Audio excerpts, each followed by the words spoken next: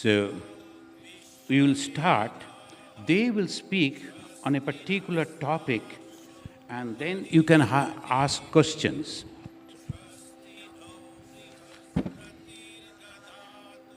Swami Tyagananda ji will be speaking Yogi Bhava. Bhava means be a yogi.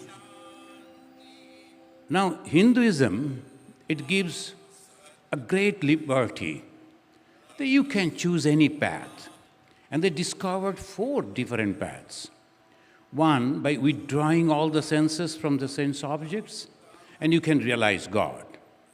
Another, using your emotion, devotion, you can realize God. Another, using your intellect, analytical power, you can realize God. And of course, in all these 3, the karma is there, action is there. So the karma is in all the 3. If you have noticed the Ramakrishna Mission symbol, Swami Vivekananda, he blended all these 4. And in the Bhagavad Gita, long back, almost 3,000 years before, Bhagavan Sri Krishna, he gave all these paths.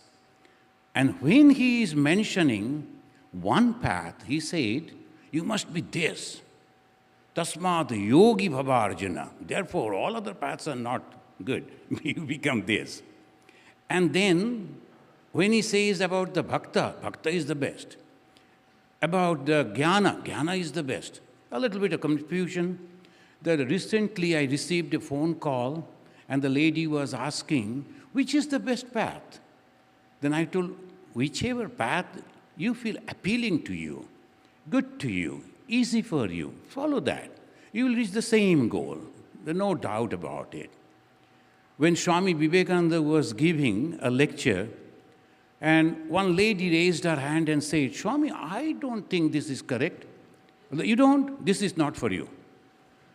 Next to her, another lady was there, but this is the perfect one. Is it? It is for you. So this is Hinduism. All paths are leading to the same goal.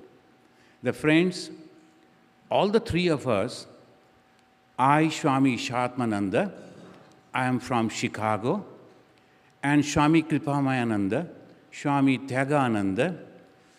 Fortunately, all the 3 of us got sannyasa in the same year. We say the batch, the sannyasa batch, like the administrative batch and the sannyasa batch. And the same guru, we are all guru bhais, the brother disciples, we can say. So like this, and today we are here, 3 of us. I am really feeling bad. One of our very junior Swami, but very excellent, he couldn't come because of some health reason, but he will be joining maybe in future sometime. So let us begin. He will be speaking for 20 minutes, and 10 minutes you can ask question after that. May I request Swami Tyagananda ji to speak on Yogi Bhava. I'm sorry. The first, Kripamayananda ji, but begin with the bhakta, that is good, a soft one. No, Ganta Body. So, afterwards, the bhakta bhava.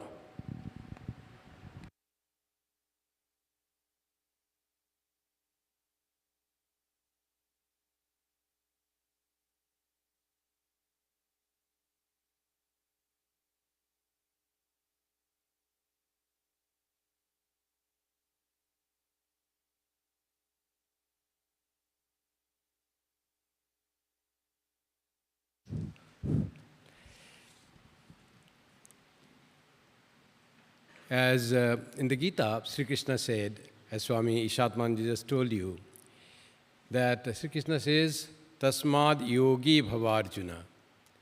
Does he say something like bhakta bhava in the Gita? Yes, he says. Manmana bhava mad bhakto madya jimam namaskuru. In 13th chapter, 34th verse, in 9th chapter, 34th verse, he says that At the last verse in the 9th chapter, also in the 16th chapter, the same line comes repeated in 18th chapter. So, yogi bhava, also bhakta bhava. And as Swamiji said, sarvam karma khilam partha jnane parisamapyate, nahi jnanena sadrisham pavitram iha vidyate. So much eulogy, so much gratification, so much glory of jnana. All these paths are glorified. All these paths are equally valid to take us to the highest realization. But the devotee, we often, Swamiji, when Swami Ishatmanji said, friends and devotees. He didn't say friends and jnanis. He didn't say friends and yogis. So devotees is something that glorifies us. We want to be devotees of God. Even the jnani is a devotee of God. Even a yogi is a devotee of God. Even a karma yogi is a devotee of God. So devotee is a very glorified and honorable address. When someone says he is a devotee, it is greater than professor, doctor, millionaire, richest person, owning a big corporate officer. It is much bigger than any other symbol that we are addressed. A devotee of God, very glorified. Who is a devotee? Devotee is a person whose heart is purified.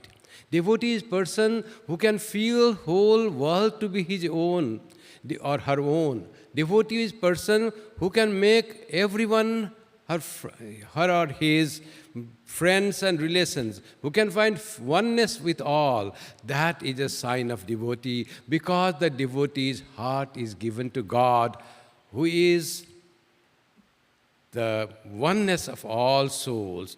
God is Paramatma. We are all Atmans, and God is congregation, is culmination, unity of all souls. When we are called devotees, we get connected with that oneness. We become one with all. Such a glorified term is the devotee. We should feel always proud when we address devotees. And our goal is to become a true devotee. When you are a true devotee, we attain God. Sri Krishna says, Bhaktya mam abhijanati. You know me by devotion. Just by devotion, I can be known.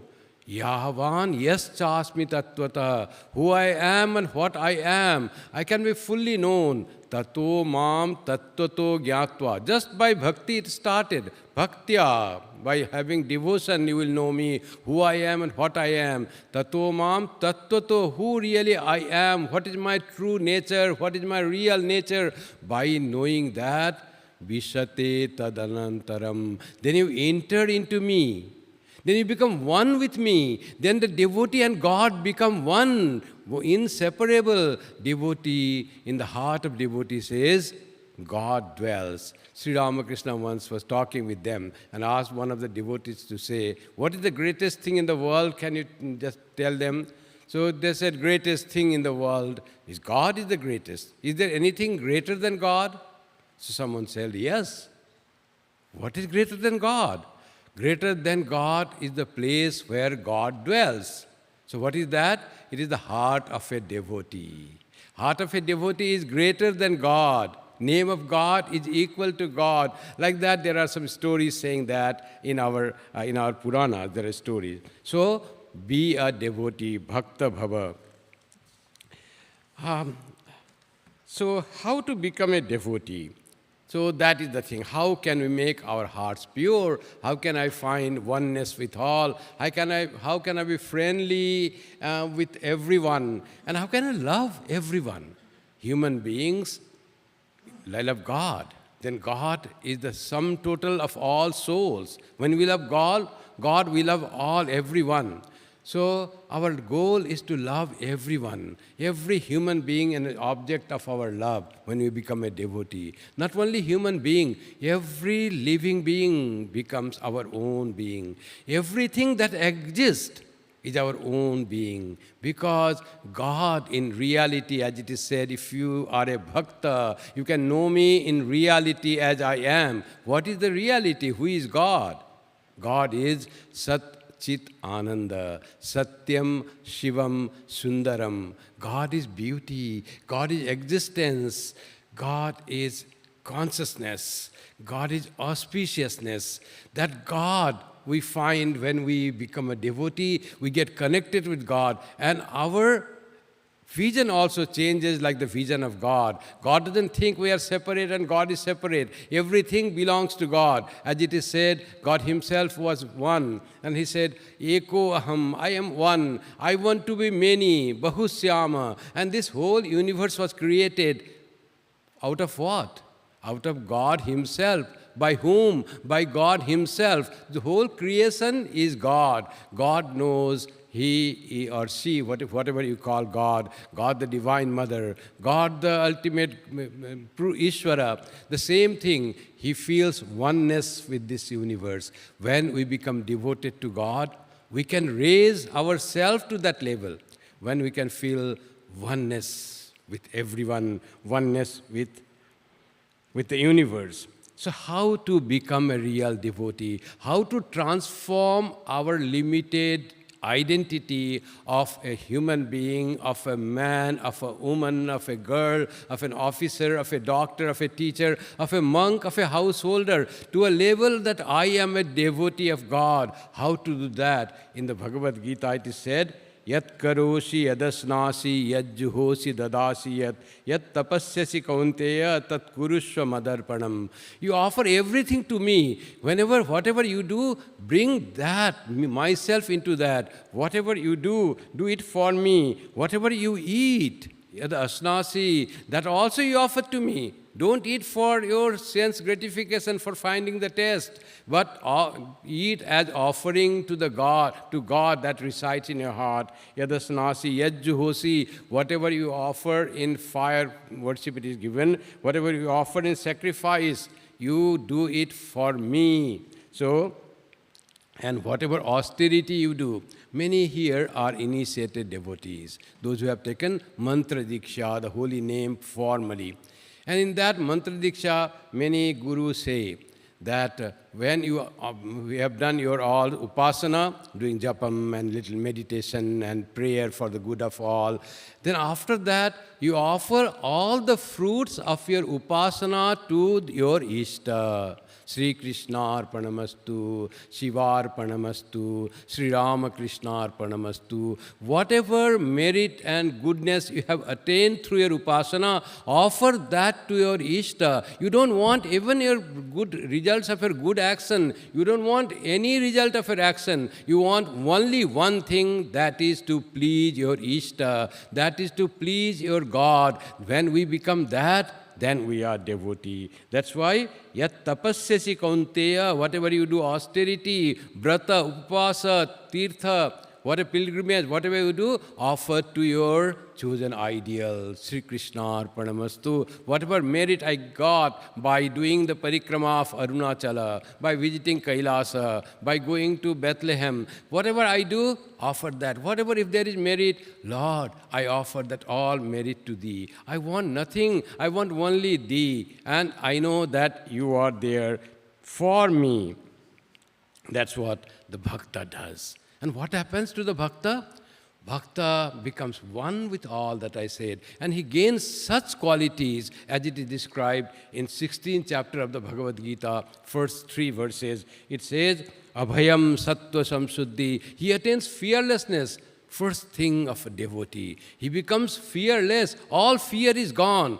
We are always living in fear. What will happen to my job? I am growing old. Will I have some disease? Someone here, he got cancer. Will I have cancer, TB, pneumonia? How will I die? I want to die in the sleep. I want to die. I don't want to suffer. Like that, all born of fear. The devotee is not afraid of anything. However, my God wants me to die, I will die that way. I don't have anything other for my death, no desire. He becomes free from all fear of disease, old age, death, anything. He is secured. He is insured in the hands of God. We do insurance. for something. They say, do insurance even for your last time, for your funeral, do insurance, they say. And who cares for the funeral? After you are gone, what happens to you? Don't be afraid of anything. Don't desire anything. Whatever, you are already left. Whatever remains is the material thing of your body. It is Panchabhuta made from this earth, nothing else. So why do you worry for what will happen after that? So you become fearless. Abhayam. How this fearlessness comes? From Sattva Samsuddhi.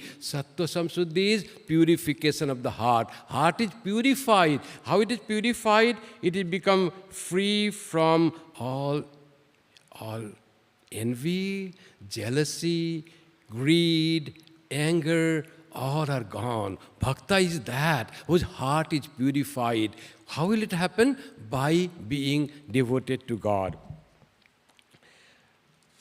Let me read from Sri Ramakrishna. Sri Ramakrishna says, to have the bhakti, you will have to have 5 kinds of things. What are the 5 commandments Sri Ramakrishna gives for a bhakti, for to have a bhakta, to become a bhakta? One of the instructions given by Sri Ramakrishna for developing devotion of love or love of God is that an aspiring devotion must assume a definite attitude towards God. Sri Ramakrishna says, a devotee must assume toward God a particular attitude. One must think of God as one's father or mother or child, and so forth. We all have experienced love for all these earthly relations, and how the same love is to be directed towards God. The scriptures also say, you are my father, my mother, my friend, and my beloved. You are my wealth, my scholarship, my everything. Tvameva mata cha pita tvameva. It says to God, I don't have anything. You are my everything. And my father. Another way you can see, my father, my brother, my son, my relation, all relations are, you shower your love through my mother. It is your love that it comes, percolates, that flows through you, through my brother, through my son, through my father. It is all your love that flows. So that's why the meaning becomes Tvameva mata cha pita tvameva. God, in God, all our relations are there. In all relations, God is there. That's how we can make our life devoted to God. That is one of the first commandment of Sri Ramakrishna, to be a bhakta. How to be a bhakta? Second commandment is repeat God's name and sing His glory. Always try to repeat God's name. It purifies heart. As I said, Bhagavad Gita said that in the 16th chapter it says, Sattva Samsuddhi, purification of the heart, is a sign of a devotee. How to purify the heart? Doing some service for others. That is one way, karma yoga. You do something for others. Think something for others. How to do good to that person. Have you say good morning in the morning with a smile. That is also service. Offer him service when he is sick. Offer some sick, give some suggestions. Show him the way or her the way if she is not finding. Any way, if you can serve any person, that purifies our heart. Another way to purify our heart is just by repeating God's name. That purifies our heart. If we say Rama, Rama, Rama, mentally, Rama, Rama, Rama 10 times, you will be more purified than what you were before repeating the name of God. Any name of God, Jesus, Allah, Rama, Omkar, any name of God is holy, as powerful, as pure. That is the power to purify ourselves. So, this was the second. The third commandment of Sri Ramakrishna is keep holy company, and how now and then visit God's devotees and holy men. The mind cannot dwell on God if it is immersed day and night in worldliness, in worldly duties and responsibilities. So that is what Bhakti Yoga. Think of God and have the holy company. What the holy company does, it inspires you to think about God.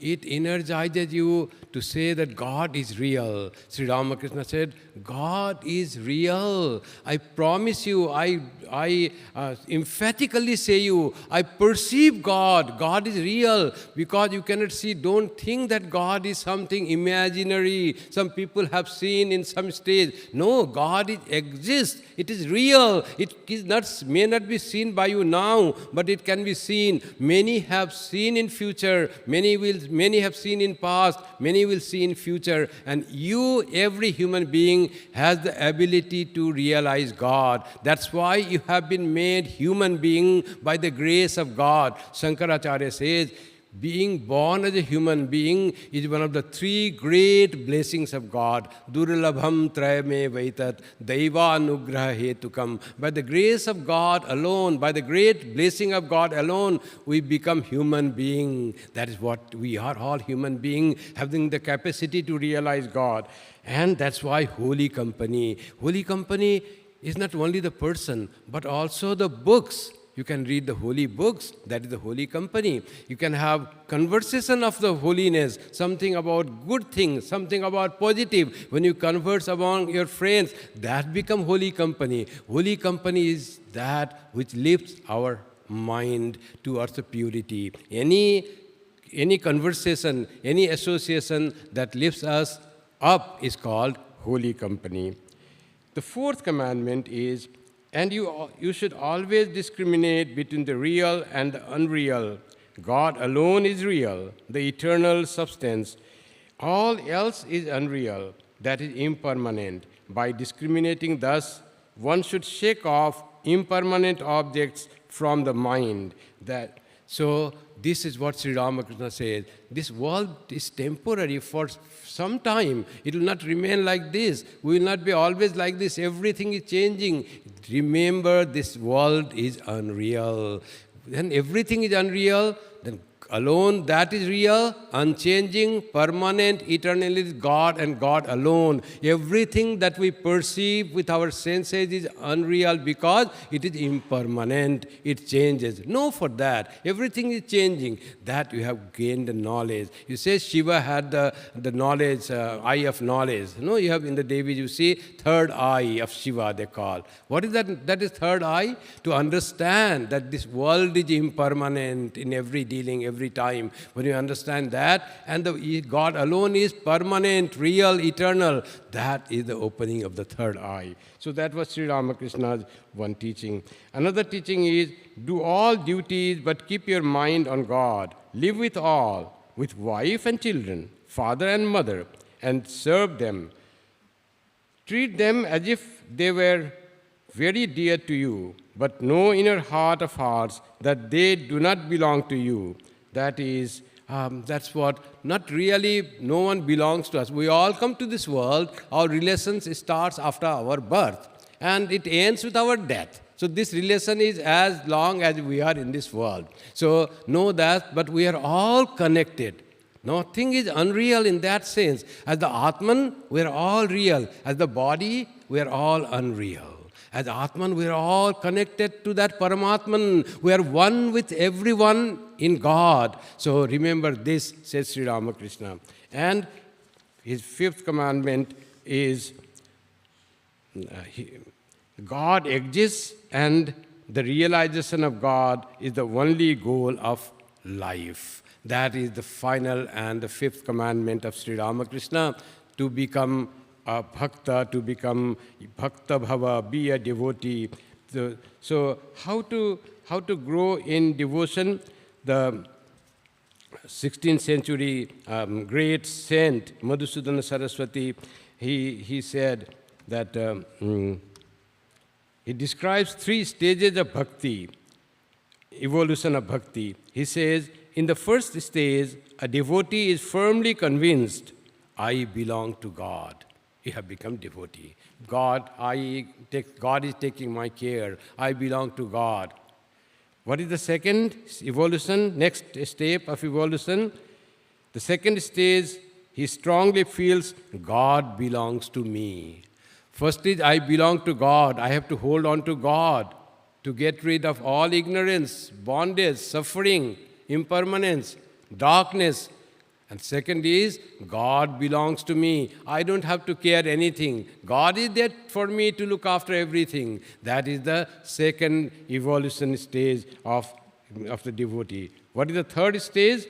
The third stage is, he knows that I am God. Aham Brahmasmi. The Ishvara I was worshipping and praying is my own soul, my own Atman. When you realize that, you have attained everything. Bhakti can lead you to that state. Bhakti can lead you to Aham Brahmasmi, Tattvamasi, that knowledge. That's why Sri Krishna said, Sarva Dharman Parityajya Mamekam Sharanam Braja. Don't worry for anything.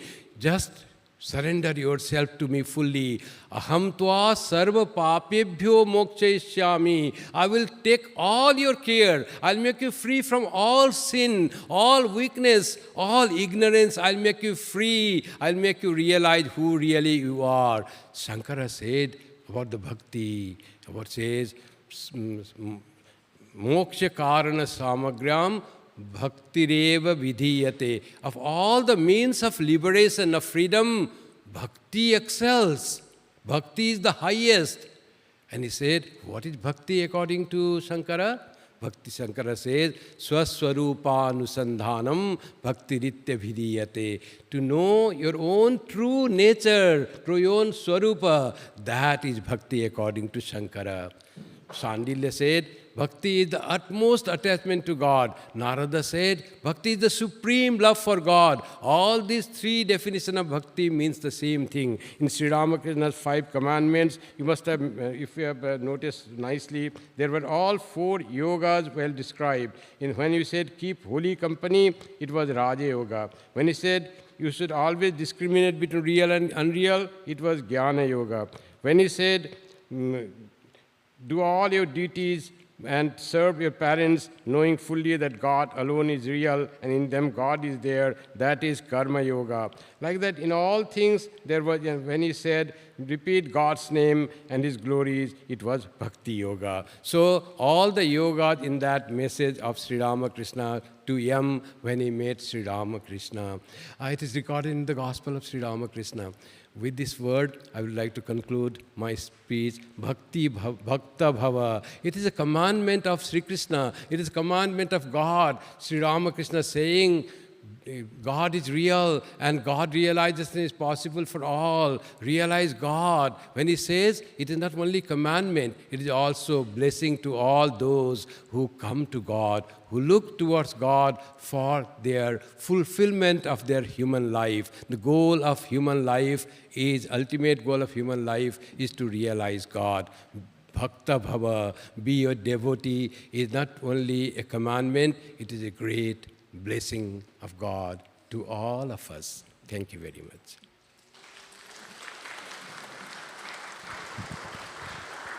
How many you like to be bhakta? Raise your hand. So many, okay. So if any, just joking, all of us are bhaktas. So if any question that there are devotees, our volunteers, you can take that and ask us. Yeah. Good morning, Swami. Thank you for being here today. I had a question around why we were created in a way that we lose touch with God or with the source, and then we have to go on a path to find that source or God or whatever you want to call it again. Why were we not created, realized already? There is fun in this struggle. Trying to realize God, trying to purify ourselves. It is a great exercise. It is a great adventure being born in a man, an ignorant man, that we can become knowledgeable. We can remove all our this thing. We are born not very brave when we are born. We go to gym and do exercise, and then biceps, triceps all become strong. We love to go to gym. If we are already strong born, like a strong biceps, triceps, muscular man, then what the gym will do? What is the fun of going to gym and doing all the exercise? There is fun in having been born, the stage that we are born, and trying to realize God, because God is achievable through all the struggle and exercises so that we can realize God. That's why we are born ignorant, we are born the stage that we are born. So, it is not bad to be born. That's how God does. God saw Radha's love for Sri Krishna. Sri Krishna thought, the devotee is loving me so much and enjoying the love of God. So he wanted himself to enjoy the love of a devotee. So he wanted to be born as a devotee. And they say Chaitanya Mahaprabhu, that was born 500 years before Sri Ramakrishna. So he was Sri Krishna born with the heart of Radha. So he was crying, Krishna, Krishna. He himself was Sri Krishna born. He himself was God incarnate, but always devoted to Krishna, crying Krishna, Krishna, Krishna, just to enjoy the devotion of the devotee. That's how we have been created from God at this stage, so that we can realize bhakti, we can realize God by doing all the exercises, overcoming all the obstacles. When we overcome obstacles, there is great joy in overcoming obstacles, so that we become stronger in mind and purified in heart, and enjoy being born as a human being.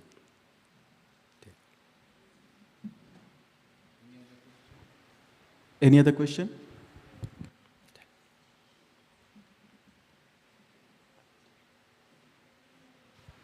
Swamiji, namaste. My question is slightly broad in nature, perhaps, but I'd like to know, one of the commandments you said was to repeat the name of God, and it could be Ram, it could be Allah. What is in the name of God? Could it be Om? Could it be any other word that I concoct for myself? Wonderful. So God's name, Om, is definitely a God's name, and it's very a Vedic name of God. So Om iti ekaksharam Brahma, that is said in the Gita even.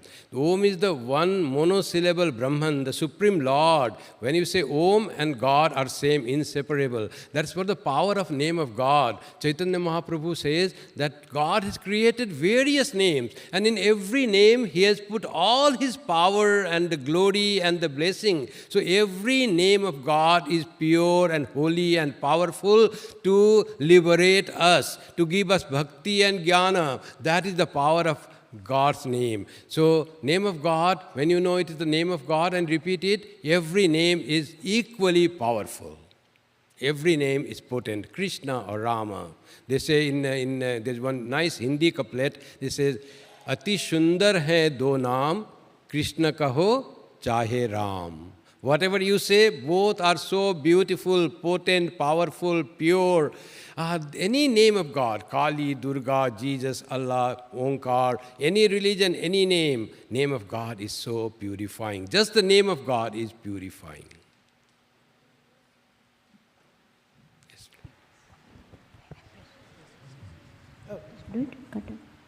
Namaskar, Maharaj. I have a question. All these names are nothing but sound. So, we are associating God with that sound, right? So, if we keep on repeating a sound, how does it purify us? How does it really work?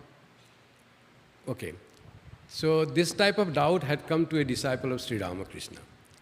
He said, what you have the doubt, that how can just a name, just a sound can purify our heart? Purification of heart is so important. Getting all the faith and the strength and fearlessness and getting rid of all the weaknesses like greed and anger. How just repeating the name will do? Exactly this thing happened.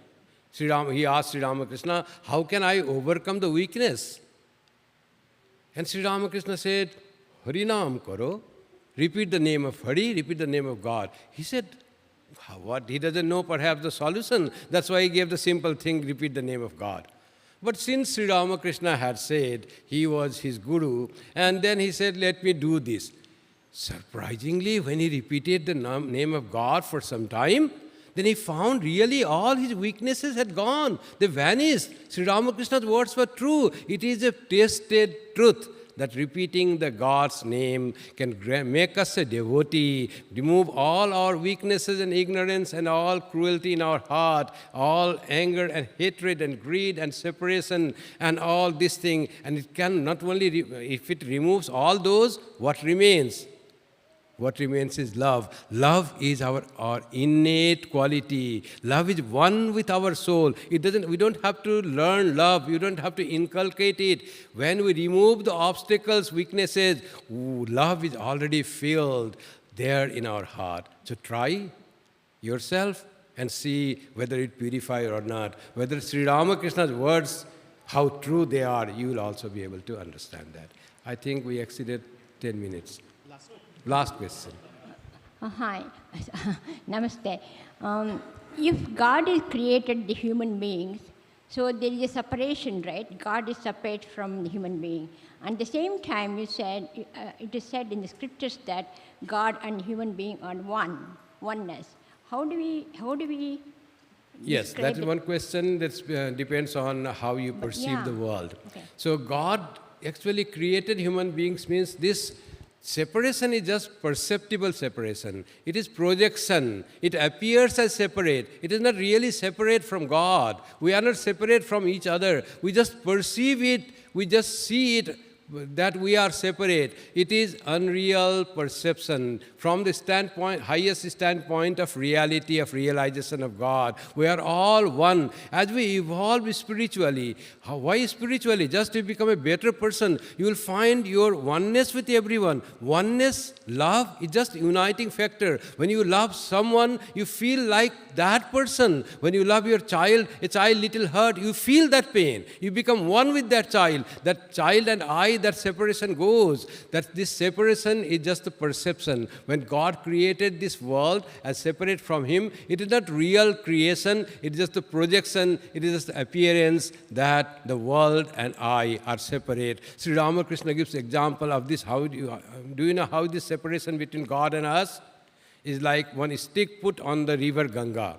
This side of the Ganga, that side of the Ganga, you say. Put a stick and Ganga is flowing on this side of the stick and that side of the stick. Are they really two? Is Ganga divided into two? It just appears because of the stick. Actually, Ganga is one. It is never divided. It is inseparable. Like that, there is only one thing that exists. It is God. That God appears as this creation and God remains as the Ishvara. Ishvara and Srishti. Srishtikarta, Srashta and Srishti. In reality, they are one. Thank you very much.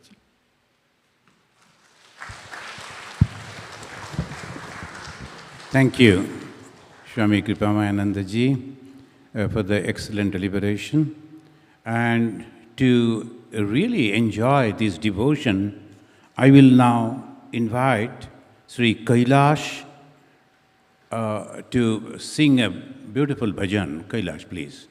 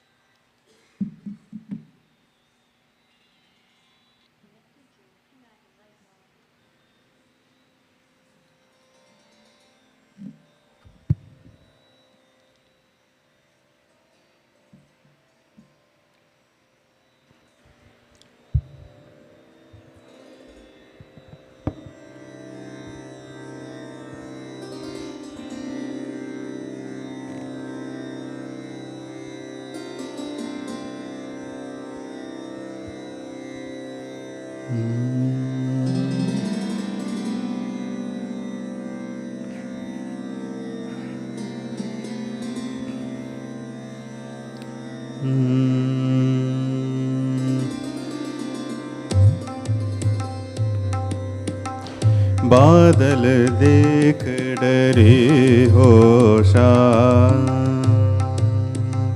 बादल देख डरे होशा, डरे, मैं बादल देख डरे, बादल देख डरे हो श्याम, बादल देख डरे हो श्याम।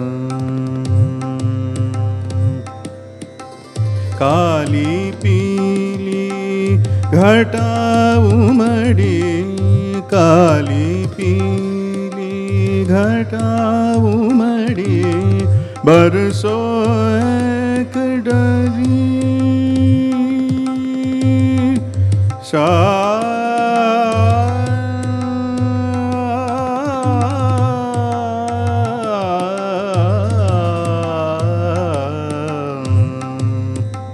काली पीली घटा उमड़ी, बरसो एक डरी,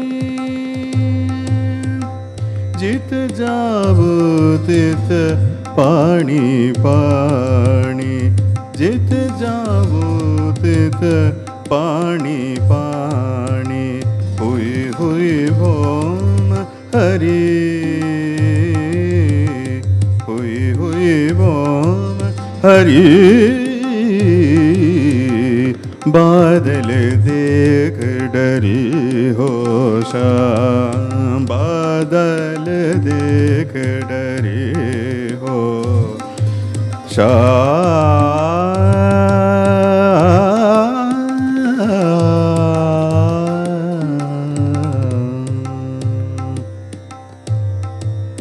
जाके पिया परदेस बसत है, जाके पिया परदेस बसत है, पीजो बहार कड़ी, जाके पिया परदेस बसत है, पीजो बहार कड़ी, मेरा के प्रभु हरि अविनाशी, मेरा के प्रभु हरि अविनाशी, मेरा के प्रभु मेरा के मेरा के प्रभु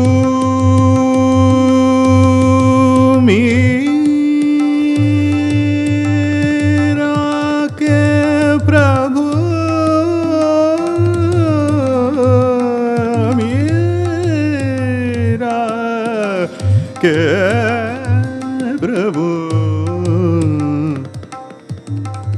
मीरा के प्रभु, मीरा के प्रभु हरे अविनाशी, मीरा के प्रभु हरे अविनाशी, की जो प्रीत करे, की जो प्रीत करे, बादल देख डरे हो श्याम, बादल देख डरे हो श्याम, बादल देख, बादल देख, बादल देख डरे हो Shyam.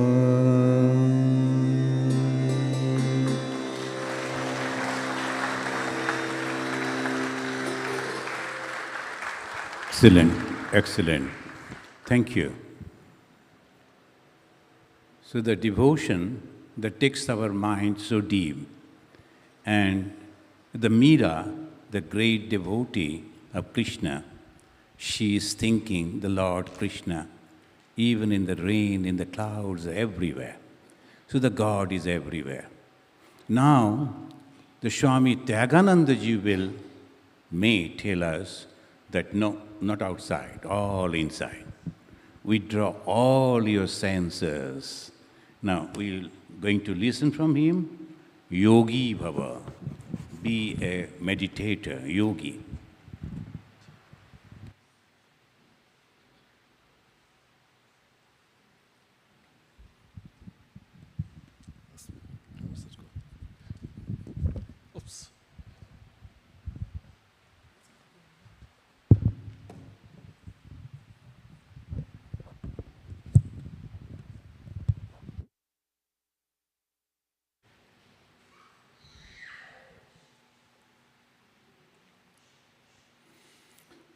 Om Asatoma Satkamaya Tamasoma Jyotirgamaya Mrityorma Amritam Gamaya Aviravir Mayeti Rudrayate Dakshinam Mukham Tenamam Pahi Nityam. May the Divine lead us from the unreal to the real, from darkness to light, from death to immortality. May the divine consciousness fill our hearts and protect us. The topic is Yogi Bhava. This is a phrase that occurs in the Gita, in the 6th chapter, 47th verse, I think. And the verse is pretty simple and obvious. It goes like this. Tapasvibhyo adhiko yogi, jnanibhyopi adhiko mataha, karmibhyascha adhiko yogi, tasmat yogi bhavarjuna. And put simply, the verse means that a yogi is better or higher than a tapasvi, one who practices austerities. A yogi is greater or better than even a jnani, one who studies a lot. And karmi bhyascha tapasvi? And yes, karmi. And the yogi is higher than a karmi, one who does a lot of work. And therefore, Krishna asks Arjuna, Yogi Bhava, be a yogi. Now this verse is worth pondering on because it seems as if Krishna is putting down the importance of austerity, study, and work. Now, if all of these three things are just done without any special skill, done without any specific motive, then clearly they do not contribute towards one's spiritual practice. For instance, karma yoga is not simply like doing work. Every one of us works. None of us can live without working. Sometimes people think that those who are workaholics, who keep on working morning to night, automatically become karma yogis. But that work has not become a yoga yet. If anything, it has become a roga. Sometimes they say it's karma roga. Because if I work too hard and I cannot stop working, then there's something wrong there. Same thing with regard to study. Study is important, study is helpful. But if study is not done as a yoga, then it doesn't contribute towards our spiritual progress. Same thing with regard to austerities as well. And so when Krishna asks Arjuna, be a yogi, what he's saying in effect, that all of these things, whether it's austerities, study, work, have an important role to play, but they should be done as a yoga. Now, yoga is one of the probably most popular terms that has come over from Sanskrit and kind of almost become a global term. Go in any city in any part of the world, I challenge you, there'll be at least some yoga studio there. And so when we think about the word yoga, when we hear the word yoga, what immediately comes to mind these different postures and asanas and so on. Now that's okay. And definitely yoga has a lot of benefits, and that cannot be denied. But the word yoga itself primarily is used in the sense of spiritual practice. It comes from two distinct Sanskrit roots. One meaning of yoga is concentration. And it is in that sense that Patanjali uses it in his Yoga Sutras. The second meaning of yoga is joining, a union, comes closer to the Sanskrit term to yoke. Now joining, as is described in the Gita, of course, and most Vedanta texts, the word yoga is used primarily in the sense of joining. It's the joining of the finite with the infinite. Joining of the bhakta, what we had a brilliant exposition of bhakti a little earlier, a joining of a bhakta with the Bhagwan. A joining of, more philosophical terms, the individualized self, Jivatma, with the Supreme Self, Paramatma. So anything that helps me connect my little self right now with this infinite reality, infinite being beyond, that would be a practice of yoga. Understood thus, all austerities, all study, all work, everything can be made into your yoga, provided these things are able to connect me with my ultimate goal. Now, what my ultimate goal is, generically, we generally use the word God. But God is a word that rings different bells in different minds. We might all use the same word, but what comes before our mind when we utter the word God may be very different.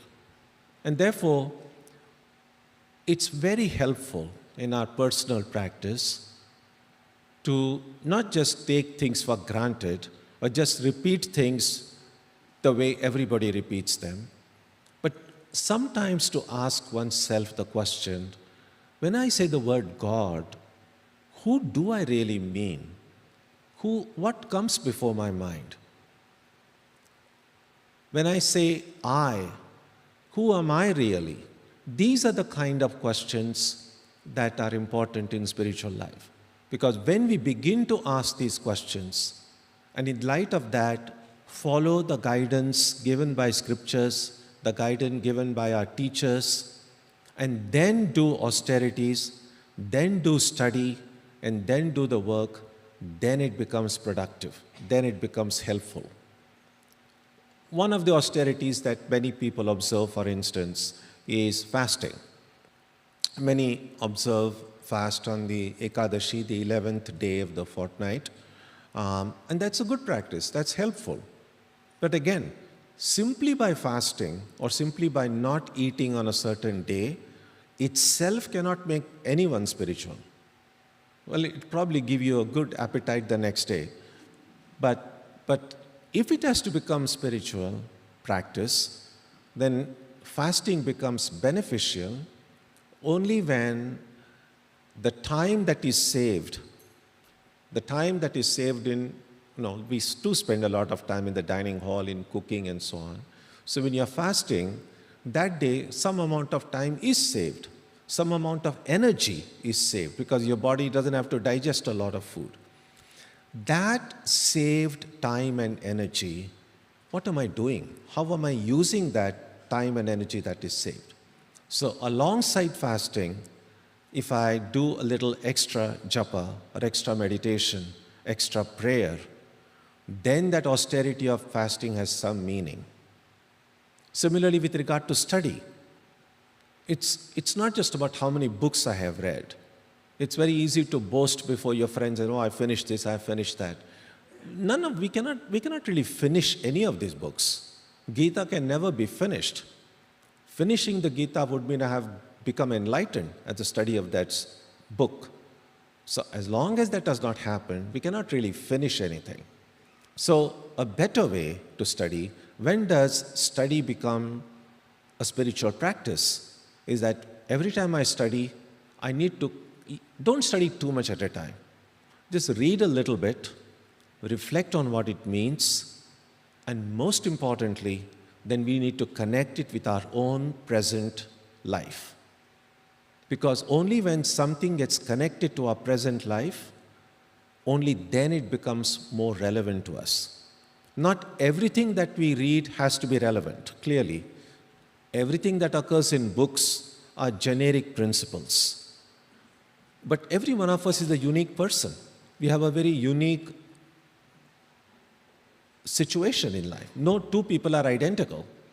And therefore, when we read these things in books, whether it is in the words of Ramakrishna, Holy Mother, Swamiji from their works, or from scriptures like the Gita, the Upanishads, the Bible, the Quran, any of these holy texts, when we read them, read a little bit, see what it means. First, ask yourself whether it makes sense. We don't have to accept anything blindly. If it makes sense, if it has the ring of truth, then ask yourself, is it something that is relevant to me right now? If it is, how can I practice it? Is it possible for me when I wake up tomorrow morning, this teaching that rings so true, so real, how can I put it into practice? Because unless I put it into practice, it will not change me. We can keep on reading these books all through our life. We can keep on arguing about it, discussing it with our friends, but unless and until we somehow transform these principles into concrete, actionable items, so to speak, they won't transform our life. And same thing with regard to the studies, to the work. I mean, the whole practice of karma yoga is about how I can transform work into a yoga. Normally, work is something that exhausts us. Work is something which tires us, something that stresses us out. One of the reasons we all look forward to a weekend is because that time we feel, oh, I don't have to do work. Which is actually not true. Many of us do a lot of more things on the weekend than on weekdays. But somehow, during weekdays, we feel, oh, that's a work I have to do, that's my job. We don't enjoy it much. But weekends, although we are doing a lot more things, I feel I'm free. I'm doing what I like, I do when I want what I want. Now, Karma Yoga is nothing but removing this distinction between weekdays and holidays. In other words, can every day become a day? Everything that I do it with such interest, such joy it gives me, that instead of tiring me, it energizes me. So work is sometimes seen as a key to a lock. We know that the same key that locks the door and the same key that unlocks the door. Just depends on which way I turn it. Similarly, work done in a wrong way exhausts us, tires us, stresses us out. Work done in the right way is what energizes us. It frees us. Now that work which frees us becomes a karma yoga. In Swami Vivekananda's books, we see at least two distinct ways that can be achieved. One is, if I can somehow see or do every work that I do as an offering to the divine. If I truly love God, and if I feel deep down in my heart that wherever I am in life, whatever I am doing, whichever of life situation I have, that is exactly where God wants me to be.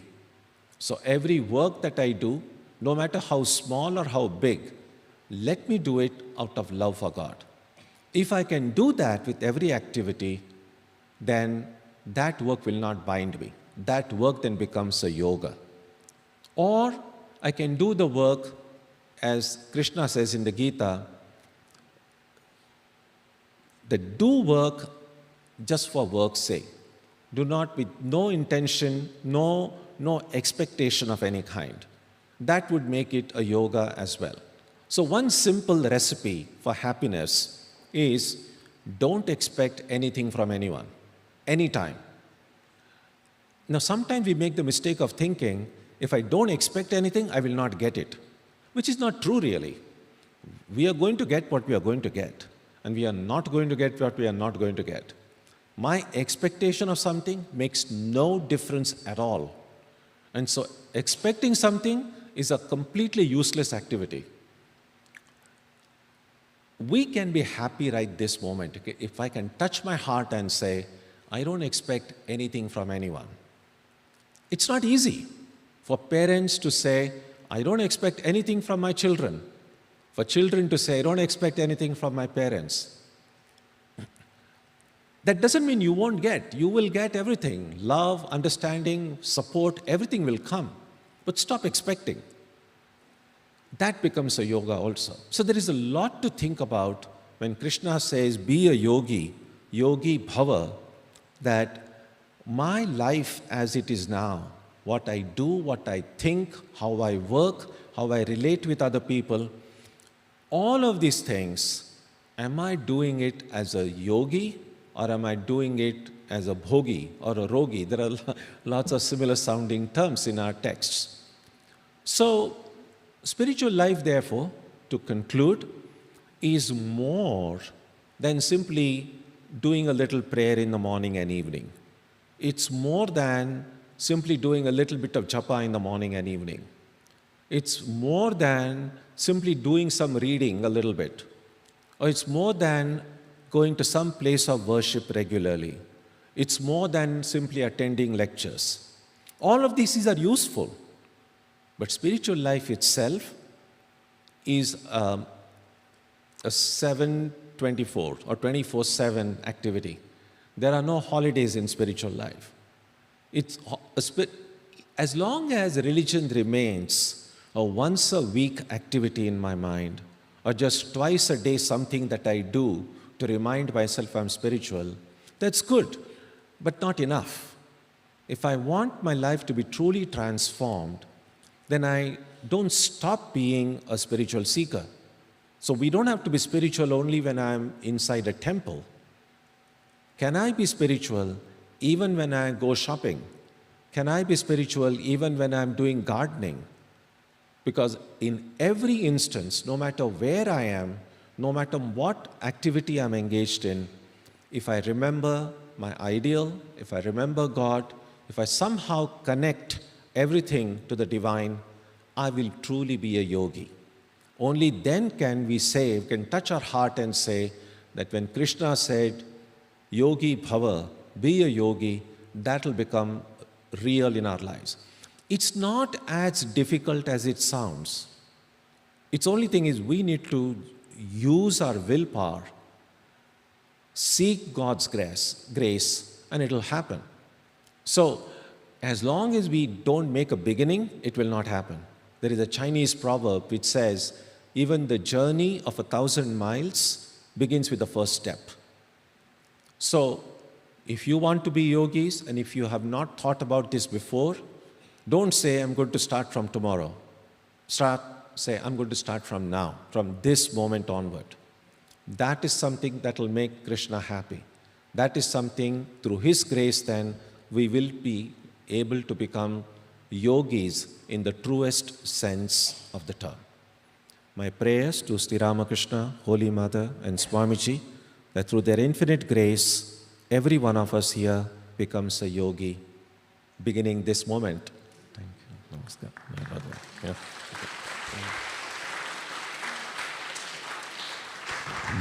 Any question? Yogis generally don't have questions, so beware.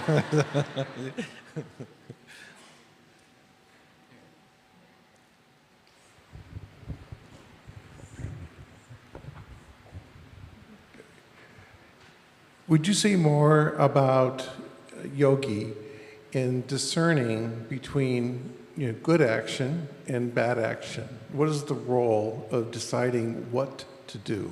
Not necessarily the intention, but what to do. Yeah, good. And that's an important question because we use the word good and bad all the time. And how do you define what is good? How do we define what is bad?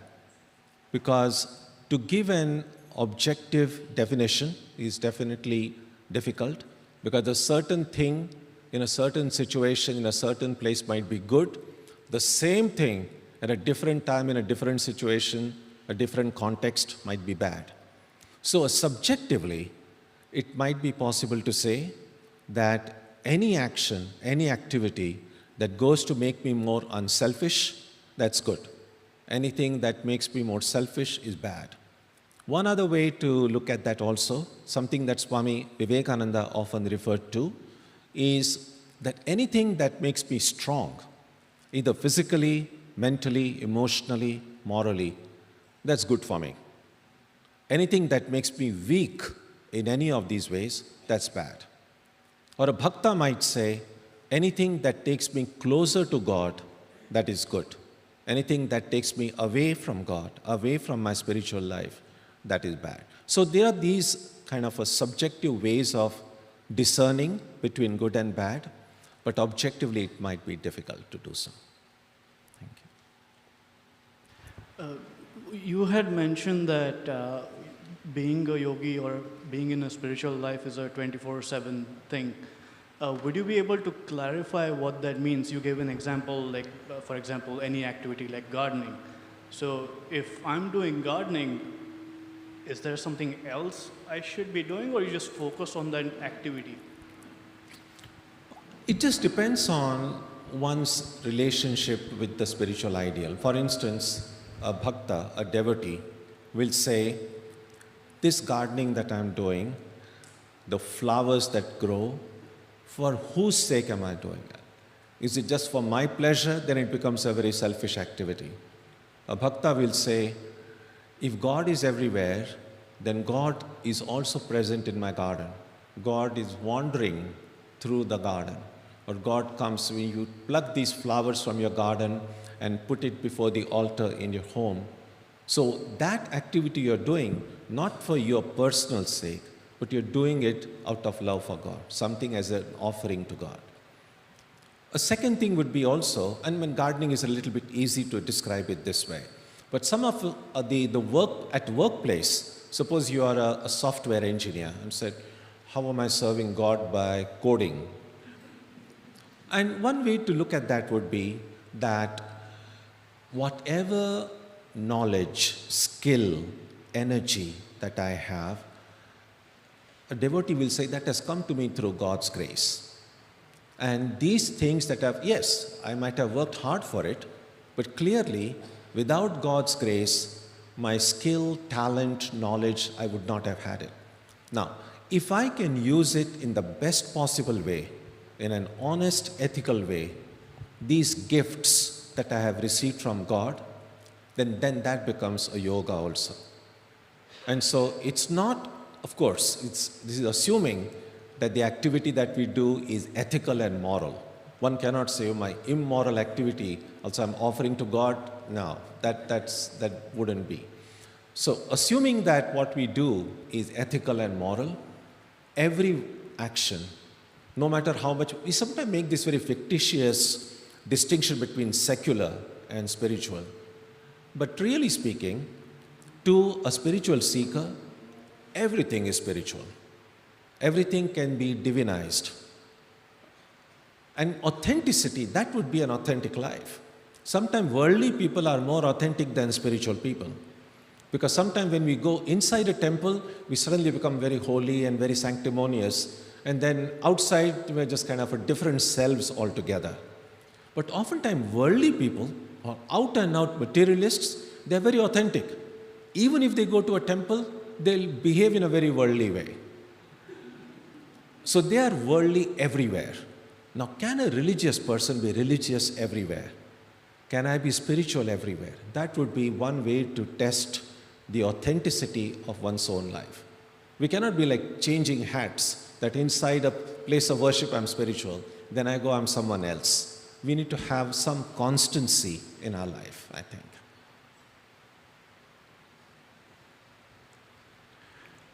Hari Om Swamiji. So just had a right here. Yeah. Hello, Akash. How are you? Good. I had a question about, the whole concept of spiritual connectivity with everything we do, even with respect to work.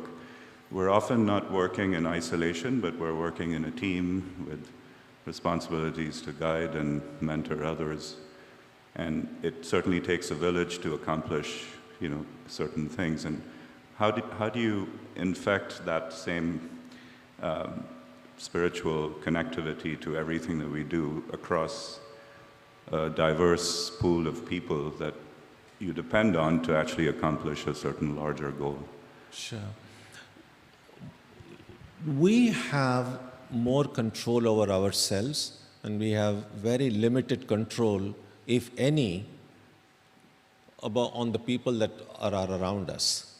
So I think if everyone does their own work as best they can, and to the extent they are able to inspire and help the people who are around them, that's all that we can do, really.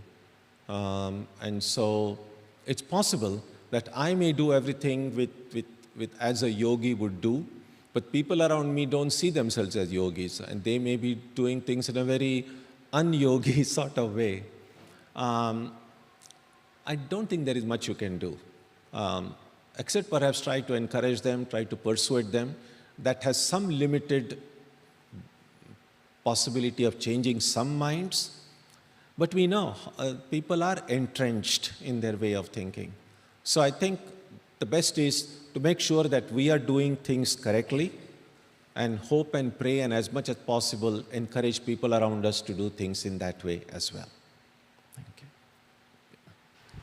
Swamiji, you said for inner peace, I should let go of the expectation from others, But how do I manage the expectation of others from me? I cannot control them, and they have expectations from me, be it professional or personal life. Yeah, right? Don't worry about others' expectations. But that impacts my inner peace again, right? Because if I'm disappointing someone, and it may have some impact on me, and then it impacts my inner peace too. Well, if it impacts you, then you should worry about it. It's simple, really. It's like this. Do the right thing. Do what is good. Do what is right. Every one of us has limited time and energy and skill, and people have so many expectations. You can never, ever make everyone happy. In fact, there is something wrong with a person who wants to make everyone happy all the time, because I don't think it's ever possible.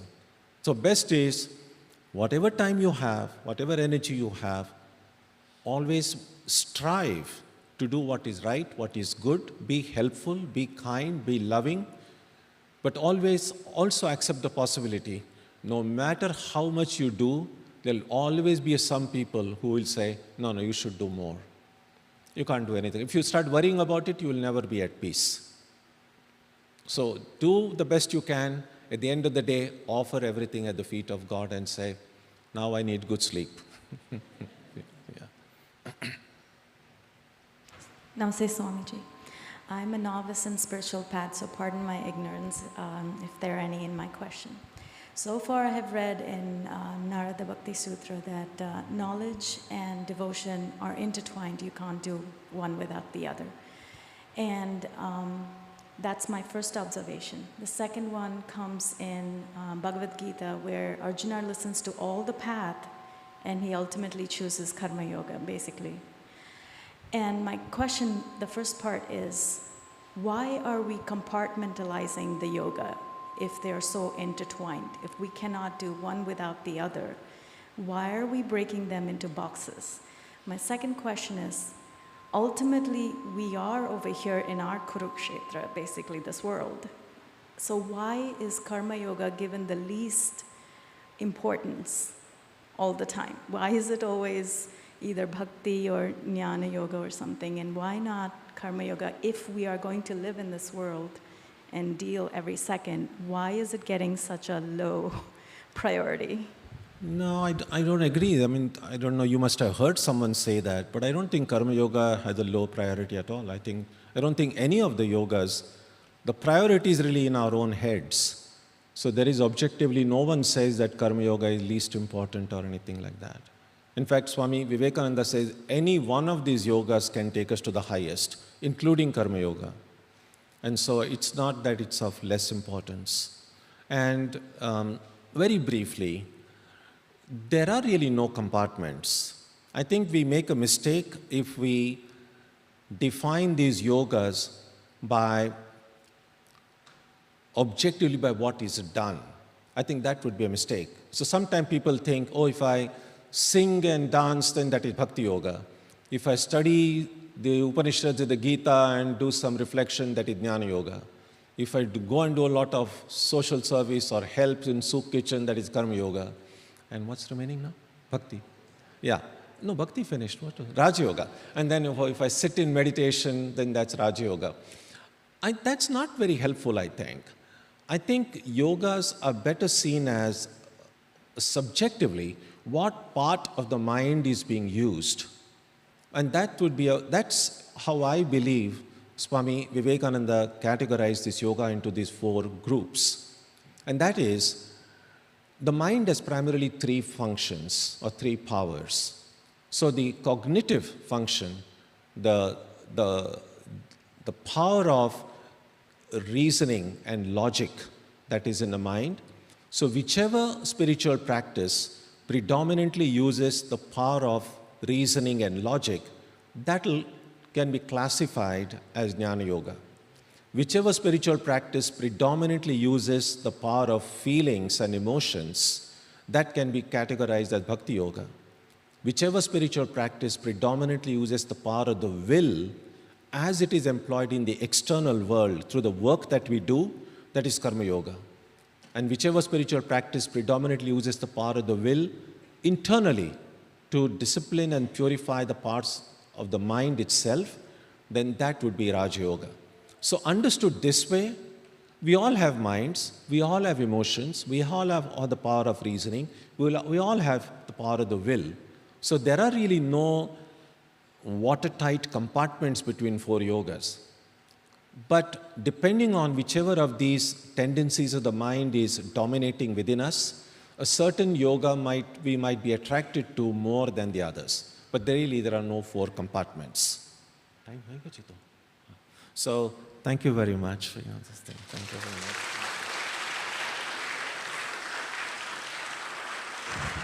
May I now request the Kailash Hemachandra once again to sing a bhajan, please.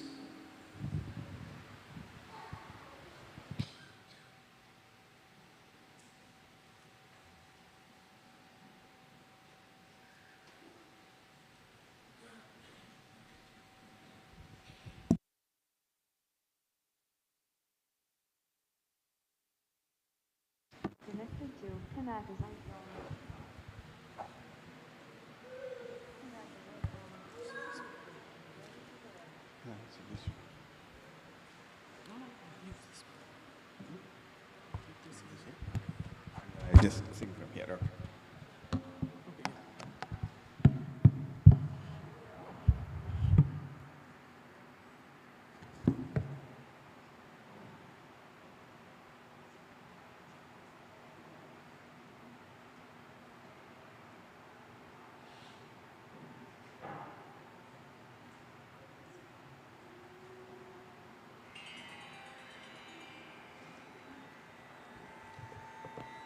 Connected to Kanaka's icon. Kanaka's icon.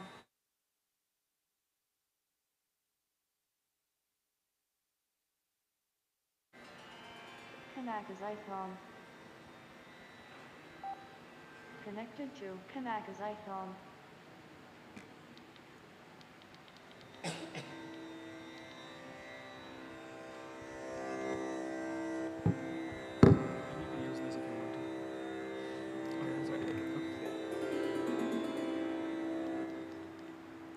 So I'll be singing. Hello, hello.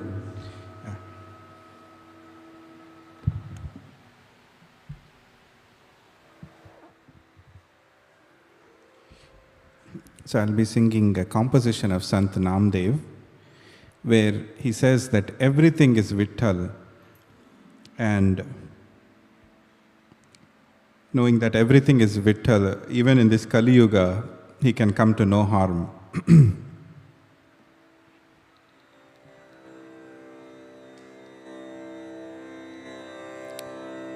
Deva Vitthal,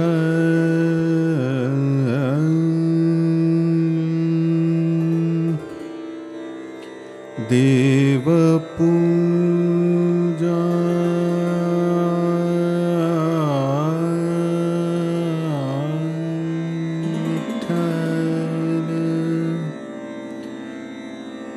Deva Puja,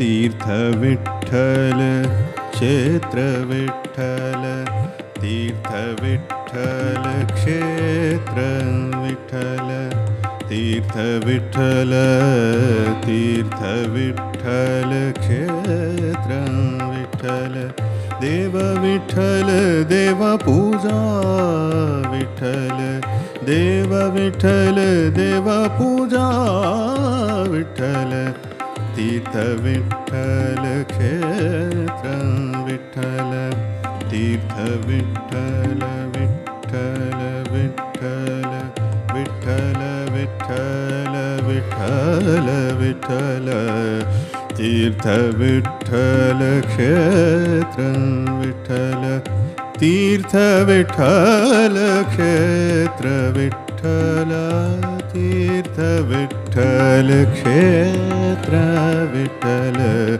Tirtha Vitthal, Kshetra Vitthal.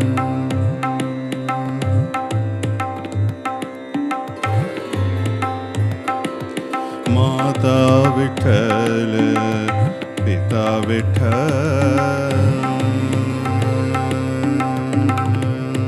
Mata Vitthal, Pita Vitthal, Mata Vitthal, Pita Vitthal, Bandhu Vitthal, Gotra Vitthal, Bandhu Vitthal, Gotra Vitthal, Mata Vitthal, Pita Vitthal, Mata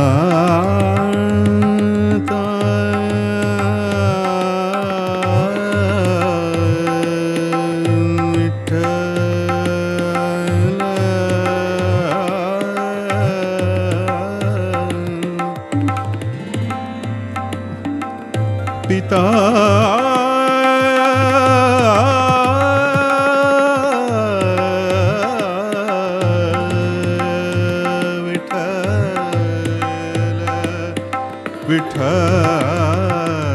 Vitthal, Mata Vitthal, Pita Vitthal, Bandhu Vitthal, Gotra Vitthal, Deva Vitthal, Deva Puja Vitthal, Deva Vitthal, Deva Puja Vitthal, Tirtha Vitthal, Kshetra Vitthal, Tirtha Vitthal, Kshetra Vitthal,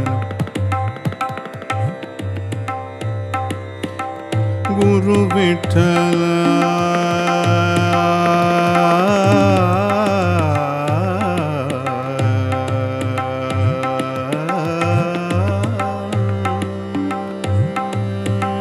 Guru Vitthal, Guru Devata Vitthal, Guru Vitthal, Guru Devata Vitthal, Guru Vitthal, Guru Devata Vitthal, Nidhan Vitthal,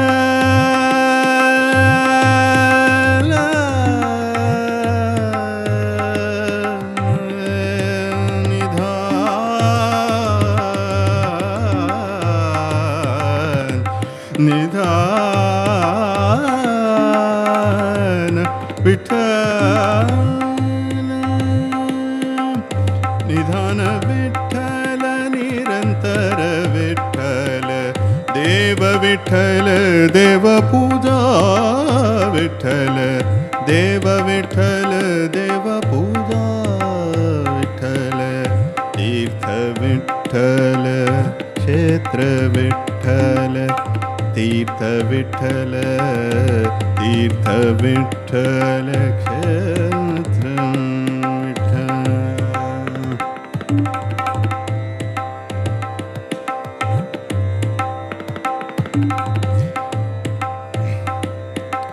नम म्हणे माझे विठ्ठल सापडला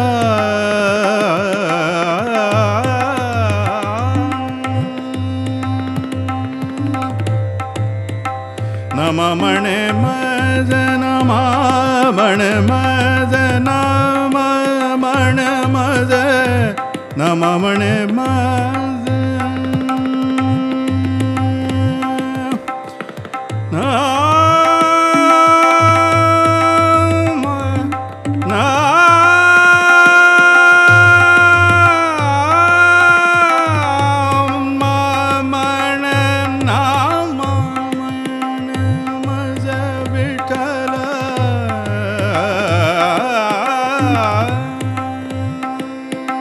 नम म्हणे माझे विठ्ठल सापडला नम म्हणे माझे विठ्ठल सापडला म्हणून कळी काळा पाड नाही म्हणून कळी काळा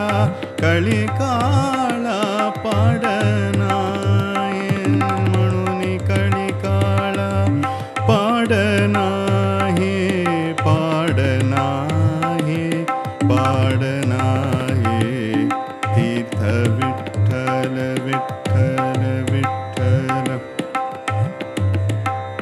तीर्थ विठ्ठल क्षेत्र विठ्ठल तीर्थ विठ्ठल क्षेत्र विठ्ठल देव विठ्ठल देव पूजा विठ्ठल देव Vitthal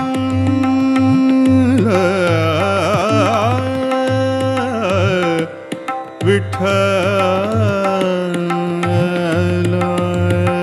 Vitthal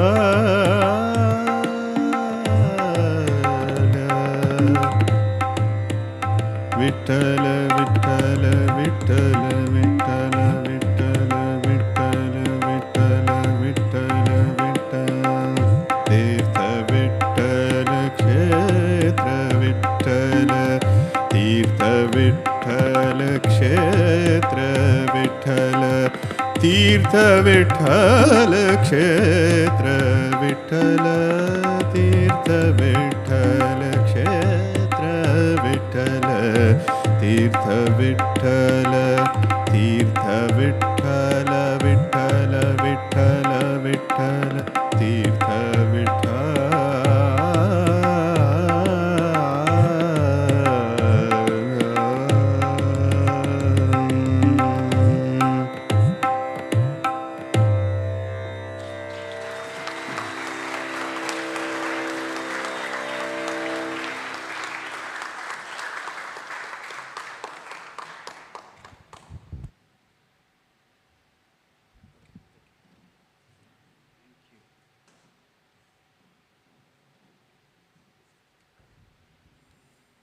He's a very good boy, no?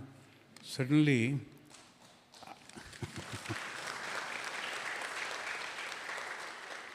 I noticed him, yesterday he was here in our guest rooms. I noticed him, he is moving here and there. Hey, you can sing, right? He said, yes. So sing in these two versions. And not only that, I took the interview also, sing 2 lines. And a really good song. And I really appreciate your simplicity. Very good. Thank you. May the Vittala bless you. And bless us also. So I truly thank my 2 brothers. They came, they stayed over here. And you know, in this new building, there is no AC, so it's warm. So still, no complaint at all. Everything all the time, he said, it's all right. And now,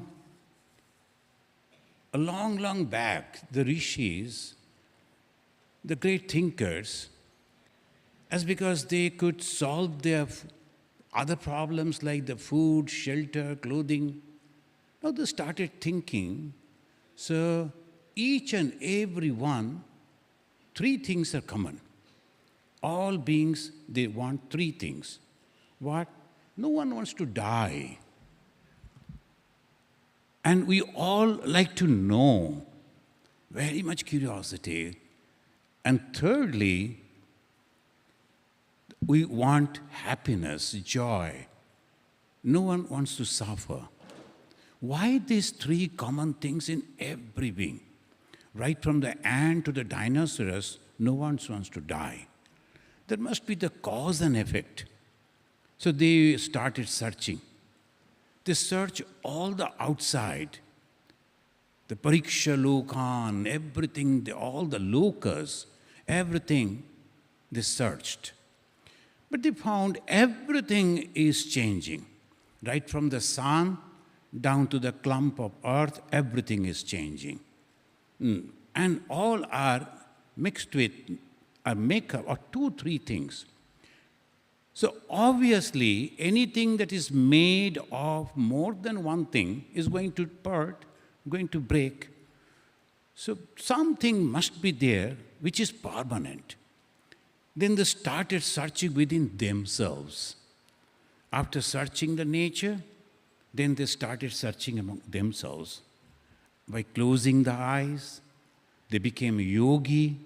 They withdrew their mind from all the sense objects, and our eyes are going and seeing the objects and bringing the information to the mind.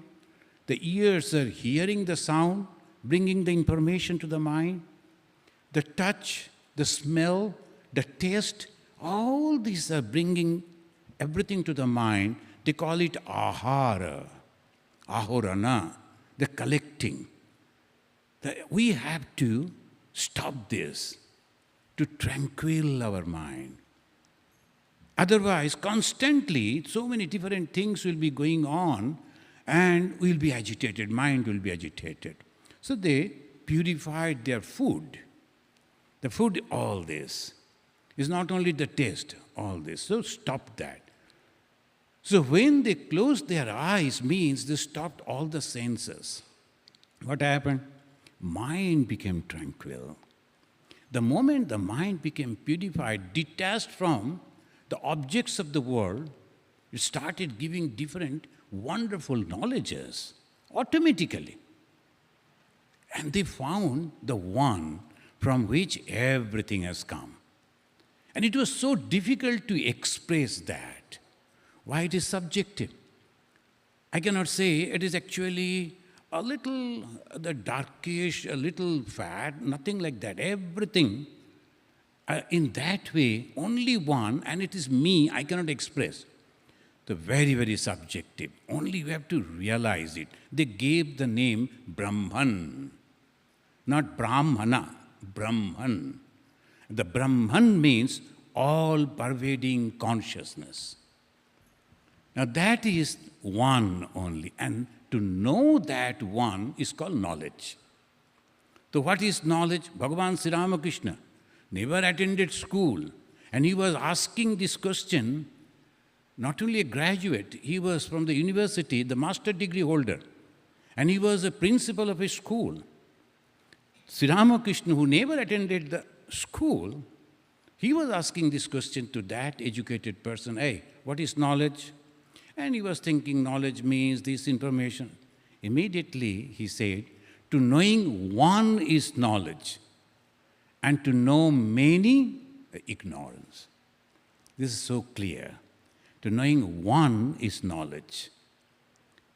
The Master Mahashaya, the recorder of the conversation of Bhagavan Sri Ramakrishna, he was a master degree holder from the Calcutta University. And Sri Ramakrishna, he tried to go to school, but I think the teacher said, you need not to come, because he was a wonderful storyteller. And he will go to school, even from the childhood days. All people will listen to him. The teacher said, no, it's not necessary for you. So this man, how he learned it? From within, knowledge coming from within. It is in the nature. The moment we can control our mind. That's why Swami Vivekananda once said, if I had a son, I would not have sent him to school. I would have taught him how to meditate. The moment you can meditate, the moment you can concentrate, you can learn anything. Because it is mind only. You are concentrating on that, immediately you can understand. So this is knowledge, to know one. And the moment you know that, all things will go away. But why we can't? In the Bhagavad Gita, 3rd chapter and 38 mantra, it says, Dhumena priyate banni yatha adarsha malena cha. Dhuma means the smoke. Dhuma, abrita, it is covering the fire. Fire is there, but so much of smoke, you cannot see the fire. The beautiful mirror is there, but you cannot see because it is covered with the dust. It is there, not that it is not there, but you cannot see because something else is on that. The fire covered by smoke, the mirror covered by the dust. Similarly, abritam jnanam etena, this knowledge, it is within us. We need not to go to any school, it is within us only. But the problem is, they say, jnanino nitta vairina. That is the enemy of the path of knowledge. What is that? Kama rupena kaunteya. The kama, the desire, and that is the problem. You know, we born because we desire. Because of our desire. Sometimes some people, they are not happy, so they commit suicide. They think, oh, we're free from all problem. Exactly opposite. Much more problem. Because the problem was not in the body, problem in the mind. And if the body is there, suppose I am not feeling well, I can go to this type of congregation, we can see and can hear, we can listen, or we can see the movie, we can some pastime. But when you die, your body is not there. What you will do? Only thought. And that thought will go on. You will be thinking on that thought and living like that. So much of suffering. That's why they said, if you commit suicide, it's a hellish problem, hellish suffering, terrible suffering. So because of the desire only, we are taking birth. What is that desire? I like to be a king. I like to be this. I like to be that. Different type of desires are there. So many varieties of desires. So many varieties. Now, to overcome those desires is very, very difficult. So they said, kama rupena, that is the kama means the desire, nitta vairina, that is the real enemy for the knowledge. And the problem, and then he'll be encouraging, to follow the path of knowledge. The Krishna is telling, Sriyan drabbhamayad yagyat. Yagya, whatever you are doing without expecting any result for the good of others is called yagya. And that sacrifice you are doing, you have earned money, and with that you have purchased some clothing. Then you saw the people suffering, you go and distribute those clothes to those people without expecting anything. So that is called yagya. That is very, very appreciating. By that way, you get the blessings of God. But suppose you are doing that, jnana yagya parantapa. Parantapa means Arjuna. Jnana yagya is best. Now, we invited you all. You have come over here. And we prepared all these speeches, not that simply it is coming. We had to, yesterday night up to 12:30, 1 o'clock I studied. I was thinking Swami Sarvapriyananda will come, and I was thinking that it will be wonderful sitting over there, I will listen and comment. That's very easy. Oh, you could say like that, oh, you didn't do that. But when you are facing, this is very difficult. So I had to prepare. And for prepare book, I couldn't find the book. Somehow some pocket Gita was there, and I had to browse through and then collected all this. I'm here. But Jnana Yajna, this knowledge that the Swamis gave and we are giving, this Jnana Yajna is the best. You can distribute food. The people will eat and then again they will forget. Morning you are giving, afternoon again they are hungry. You are giving the clothings. After a few days, again they need the clothings. But if you give the knowledge, that will be with them. They will know, no, this is the main thing. The Jnana Yajna, not only spiritual knowledge, this, our scientific knowledge is also, mundane knowledge is also, that is also really good. Before coming to America, I was visiting in different holy places in India. I went to Kashi, Benares. You may be knowing, it's a very holy place, the place of the Shiva. And someone gave me 1,000 rupee in $10 rupee bill. So I was distributing to the people, the beggars. They were sitting over there. I was distributing. Suddenly I noticed a cab driver. They are very good people. But you know that poverty and all those things, he came down, the hair and the dress was very dirty and not like the proper way. But he saw that I am distributing the rupee. He came and sat in that same line. I noticed it, that he came over there. But when I reached to him, I didn't offer the money to him. I went to the next person. Then he said in Hindi, Swamiji, mere liye? For me, Swami? Then I said, son, you know driving. You can earn. These people cannot do anything. Those who are on the streets, those who are begging, stretching the hand, that is the last place. Don't do it. Human must be standing, head high. You can earn because you know a technique. You can drive the cab. Rather, you should give. Immediately, his face changed. And he got up. He offered pranam to me, and he went back to his cab. So this is also knowledge, self-confidence.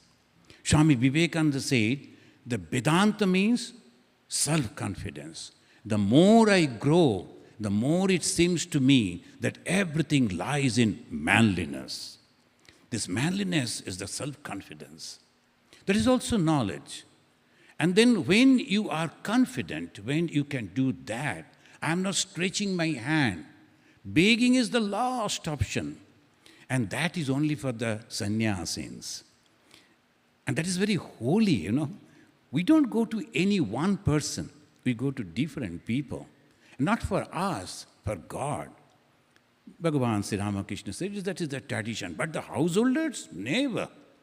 They will never stretch hand before others to receive. That is the last option. Rather, they should give like this. Bhagavan Sri Ramakrishna taught it to Ma Saradamani Devi. If possible, give like this. You should give. Never. That is also knowledge. Have faith in yourself and stand on your own feet. Sriyan Drabbhamayad Yagyat Jnana Yajna Param Tapa. Nahi Jnanena Sadrisham Pavitram Iha Vidyate. This is the purest of the pure thing. I am completely free because I and my Father in heaven are one. What is there? The Father loves, God loves, I too. I am also having that purity. Swami Vivekananda said, each soul is potentially divine. And Jesus said, Lord Jesus, the blessed are those who are pure in heart, for they shall see God. Look at it. Why we will go to hell? You know, it reminds me one thing that happened.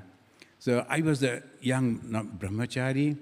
We went to Bombay for some book sale we used to, because I was in the publication center. We used to go to different places to sell the books.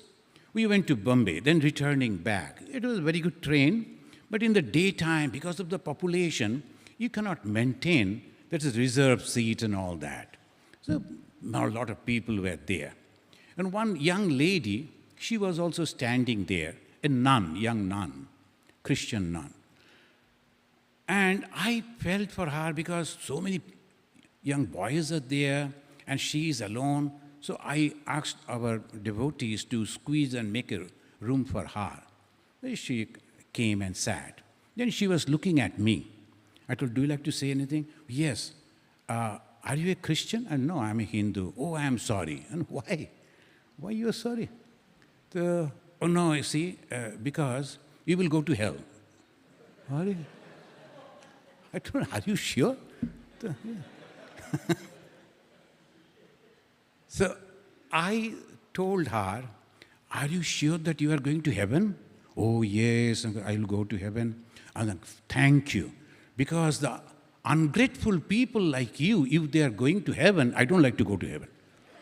Rather, I will choose this. See, this is misconception of the religion. So my path is the best. No. Your path is good for you.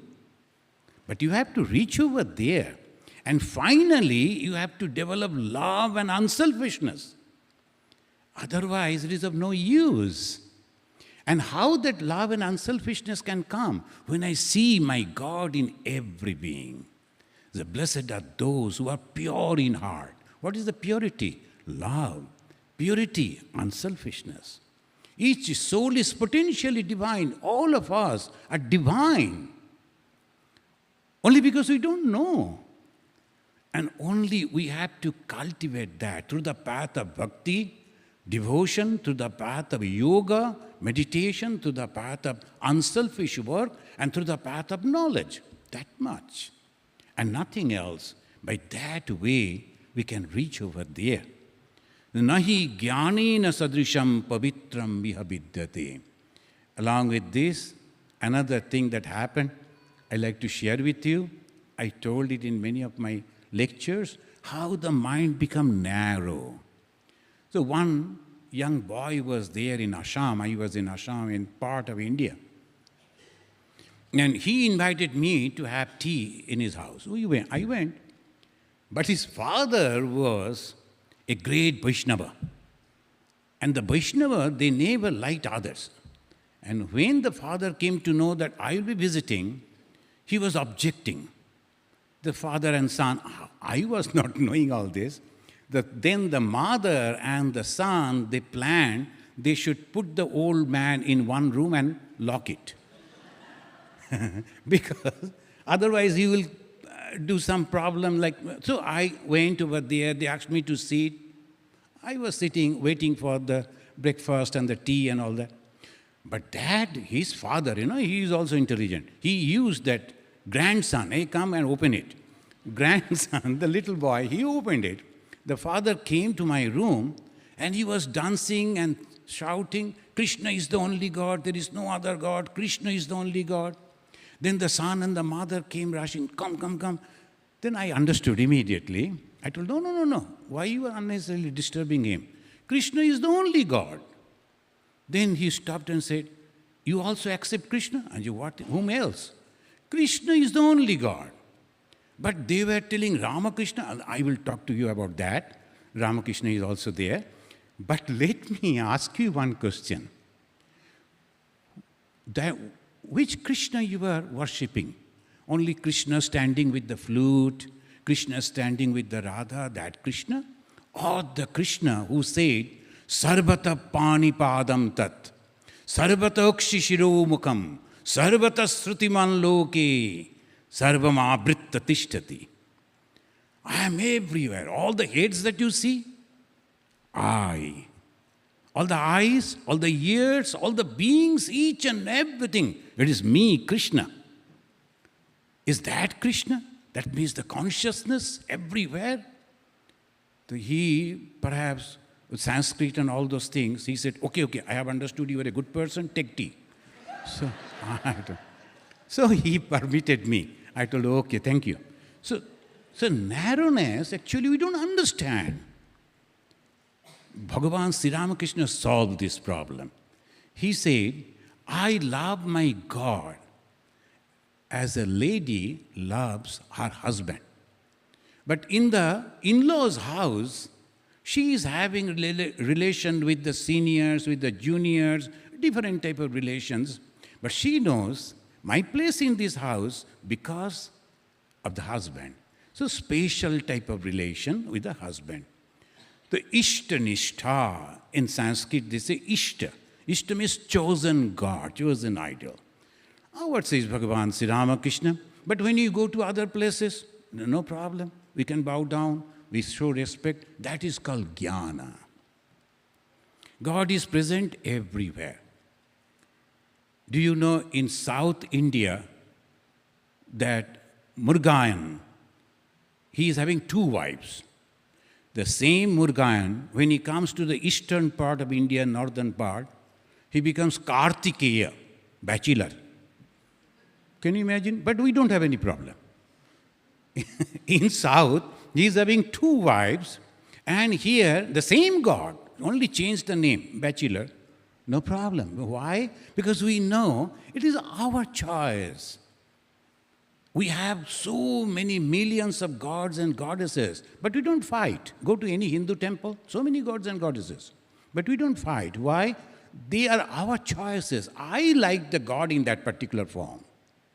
That is called knowledge. Nahi jnanena sadrisham pavitram iha vidyate. The moment you are having that knowledge, you are pure. Why? Because you can love everyone. You can understand everyone. You can be friendly, brotherly with everyone. That is the purity. When you are having enmity, narrowness, fighting, criticizing, that is all hellish. That's all sin. If there is any sin, it is that. Now the thing is, how to achieve this knowledge, the jnana. In the Bhagavad Gita again, it mentioned, Shraddhavan labhate jnanam tatpara samyatendriya. The 3 qualities. There is another verse is also there, but these 3, first is you have to have the faith. Shraddha. Shraddha means faith. Faith in the existence of God. Faith in the teachings of the scripture. And faith in yourself. Faith in yourself. I am going to realize God. Yes, it is I am going to realize God. He could not, she could not, this is my problem, that is the problem. That doesn't matter for me. I am going to realize the God. And for that, you must be very, very selfish and one-pointed. I'm going to realize God. It's like a war field. So many soldiers, they are running against the enemies. One after another, the comrades are dying. They are falling, but I must reach to that. I am not going to stop because I have been asked to go over there and I am going to go over there. And here also, Bhagavan Sri Ramakrishna said, you have to realize God. God realization is the goal of every human being, every. Educated, uneducated, cultured, uncultured, every human being. God realization. And how to fight? Because of the temptations. They're all sitting in different places. Sometimes affection, that also binds us. Sometimes love, that also binds us. So you have to go against that. I am loving everyone, caring everyone, but I am not attached to anyone. Nothing. That is called the Shraddhavan labhate jnanam. And second, samyatendriya. You can control your senses. Sometimes it is really like that. The sense controlling. You know that when I become hungry, that is I have many other weaknesses, but when I become hungry, I don't know why, I become a little agitated, angry. So if you get food, and again I'm a good person. But what happened, that it was 2 o'clock almost, 2:30. I went to a temple. They gave me small packets for our school students. I was in Arunachal Pradesh. And I told 500 students, how many you can give? No, you devotee, so they gave me. Now, when we were passing, that was a difficult area. The army, they were cordoning and they were searching every car, everything. They stopped our car also. And the officer came and he asked the driver to open all the small boxes, little boxes that was having the prasad. As I was very hungry, I lost my patience. I came down also from the car and I was opening that forcefully. Now see, like that. Immediately the officer, he told, Swamiji, it is okay. Now I have understood. Nothing is there, nothing wrong. Please come. Then he asked me, open the door and please sit. Then afterwards, he said, you are a Swami, you should not be angry. I said, Hare. So, everybody giving advice to me. And what to do? I told, that is true, but I am hungry. Well, okay. So he said, okay, please go. So that is the way everyone, everywhere, they are Sri Ram Krishna, everywhere. They will be teaching you. The moment you are going towards the path, you will find so many teachers. Some will come and criticize you. But they are not criticizing, they are teachers. They are telling you, these are your faults, you should rectify. This is the way you should learn. And never ever say, oh, he is my enemy, he is criticizing me, he is trying to belittle me. Nothing like that. Everything is for you only. God has arranged that. And Sraddhavan labati jnanam tatpara samyatendriya. So these two qualities, if we can have, three qualities, you have to be very, very active to get that. Oh, I am tired today. Early morning, no, it's not necessary. I will meditate afterwards. No. I will get up in the early morning. I will get up in the early morning. I have to meditate. I must have to meditate at a particular time. Whatever happens, happens. I have fixed that I will perform 5,000 japa, the name, taking the name of God, 5,000 times. 15,000 times. Sometimes people that do 20,000. Without completing that, they will never go to bed.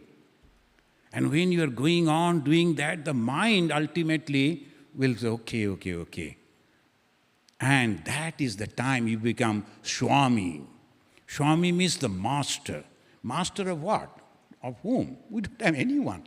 This building and all this, you see, it never belongs to me. Any time from the headquarters will come a phone, hey, it is enough now, come back. So all these things will go.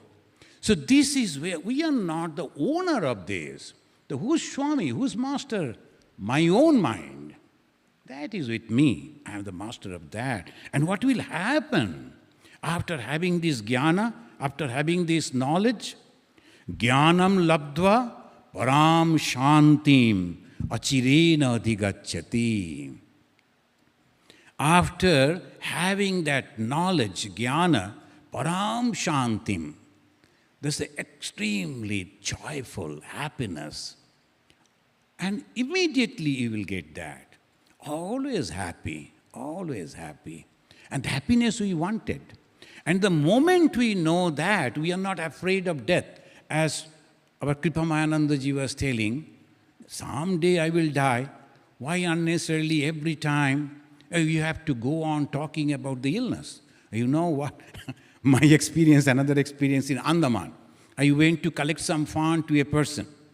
And he told, oh, Swamiji has come, please come, Swamiji. I thought, oh, he's going to give me a good sum of money. So yes, I went and sat. He told, you know what happened?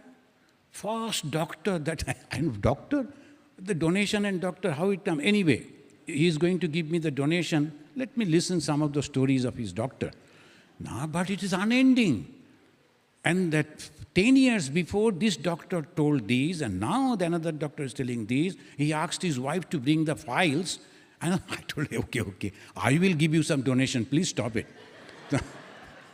So, people, that's so much, all this. Why? Someday we are going to die, it is okay. Why to so much afraid? I am going to my father, I am going to my mother, I am going to meet my beloved. Why should I be so much afraid?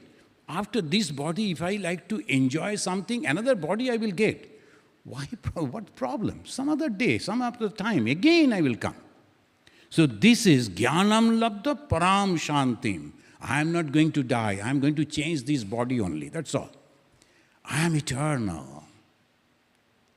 Thank you, friends. So this is truly, the spiritual life is a truly wonderful, as the Swami was mentioning. It is a joy, it is a challenge. But only thing, don't become narrow. Don't become, oh, this is the only path and no other paths. No. You choose your own path and say, all other paths are the same. You're also going in that way, you're also going in that way, no problem. Why unnecessarily I have to criticize? There are many paths. As many faiths, so many paths. See, the Bhagavan Sri Ramakrishna, all are leading to the same goal. Particularly this institution we have constructed, we are running on that basis. Outside, if you see the symbol, all paths are valid paths. Only if you are sincere, all paths are valid paths.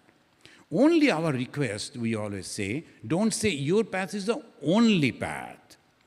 From here, from Chicago, I can go to Washington, D.C. by car. From here, from Chicago, I can go by train.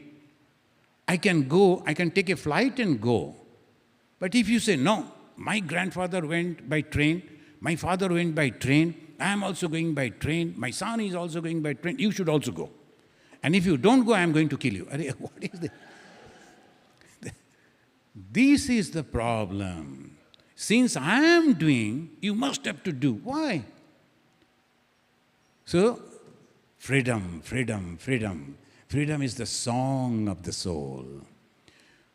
Say with me, or after me, please repeat 3 times, peace, peace, peace unto all. After me, please repeat. Om Shanti.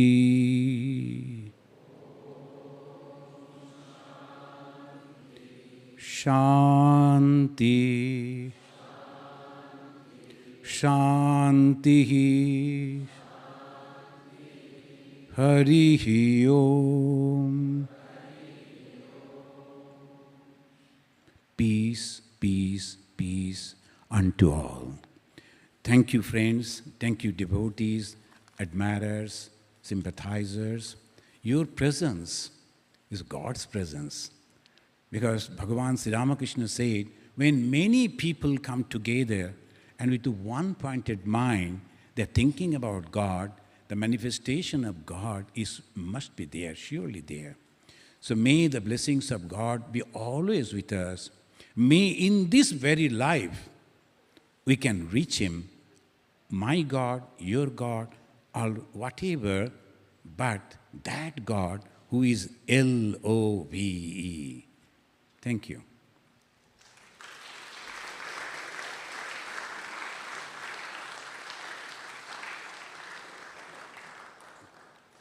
So below we have our lunch, and they are ready with the lunch. The only problem will be, I think, that we are having sitting capacity 80, right? 80 sitting capacity. So would it be possible some of the volunteers and the devotees, you go a little later, and the guests, those who have come, and those who will go far away, you can please go now first and finish your food, but along with the food, the discussion afterwards, outside. So if you are sitting and eating and discussing, then the others will be angry. So they'll be, why they are late. So please, from the backside, if you can please go, and some of you, the volunteers and our devotees, please wait for the second time.